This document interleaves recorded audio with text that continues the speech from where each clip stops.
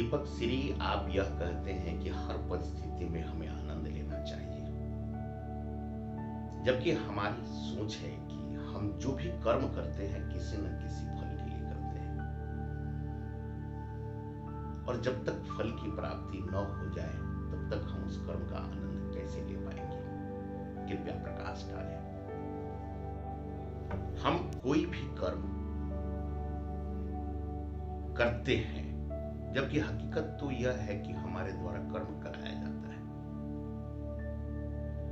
फिर भी जो इस सोच में है कि हम कर्म करते हैं, तो वह कर्म करता है किसी न किसी फल की प्राप्ति के लिए,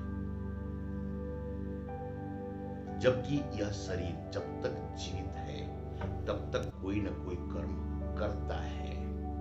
सोते हुए, जागते हुए, सोचते हुए, शांत रहते हुए यह शरीर हर वक्त कर्म करता है। जब यह शरीर कर्म करना बंद कर देगा तो हमें मृत साबित कर दिया जाएगा और तुरंत हमें दफना दिया जाएगा, जला दिया जाएगा।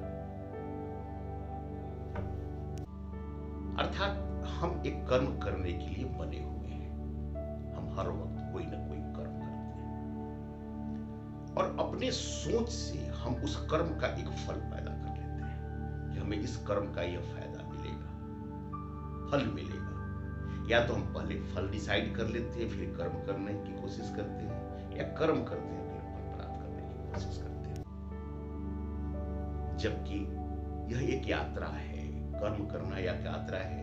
हम कर्म करना शुरू करते हैं, जिसका अंतिम पड़ाव उसका फल है। अब देखें कि इस यात्रा में यहां से शुरू आपने किया, एक कदम से शुरू किया। जैसे ही आप कदम बढ़ाते हैं अपने स्वभाव के हिसाब से, आप आनंद के लिए बढ़ाते हैं, क्योंकि जैसे उस कदम के नीचे अगर आपको यह महसूस हो जाए कि कोई ऐसी वस्तु है जो आपको दुखी कर सकती है, तुरंत पैर खींच लेते हैं स्वभावतः। इसका अर्थ है कि हर कदम में आप आनंद लेना शुरू कर रहे हैं, और आनंद हर कदम में ले रहे हैं, केवल आप अनुभव नहीं कर पा रहे हैं। और चलते चलते आपका ध्यान कहां है? पड़ाव पे, मंजिल पे, अर्थात फल पे। तो जब हम कदम शुरू करते हैं और फल पे ध्यान होता है, इसके बीच की जो यात्रा है वह हम उसका अनुभव नहीं कर पाते हैं।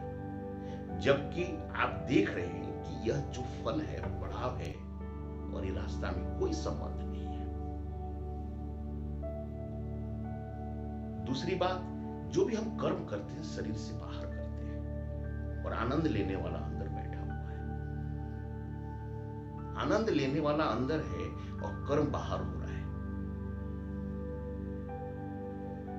इसलिए यह कर्म और फल में कोई संबंध नहीं है। और जब तक जो इंसान कर्म और फल को एक साथ जोड़कर देखता है, वह या तो दुखी होगा या वह सुखी होगा, आनंदित नहीं होगा। आनंद तो तभी मिलेगा जब वह कर्म को और फल को अलग अलग कर देगा।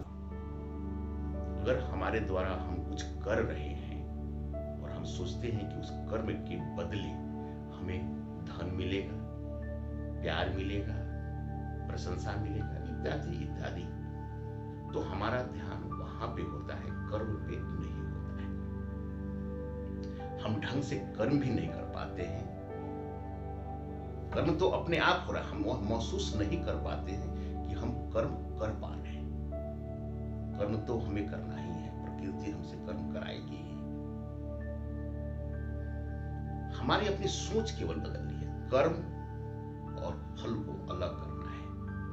कर्म बाहरी क्रिया है, फल की अनुभूति जो हम आनंद के रूप में करते हैं अंदर करते हैं। बाहर अंदर में कोई तालमेल नहीं होता है। इसलिए जो इंसान इस दोनों को पृथक कर देता है, हर कदम पर, हर कर्म के हर कदम पर वो आनंदित रहता है। परिस्थितियां कुछ भी हो, कर्म आप कर रहे हैं, फल से उसका कोई संबंध नहीं है।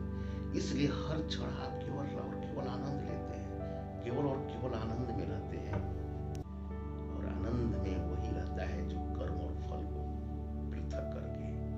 पृथक करके अपने जीवन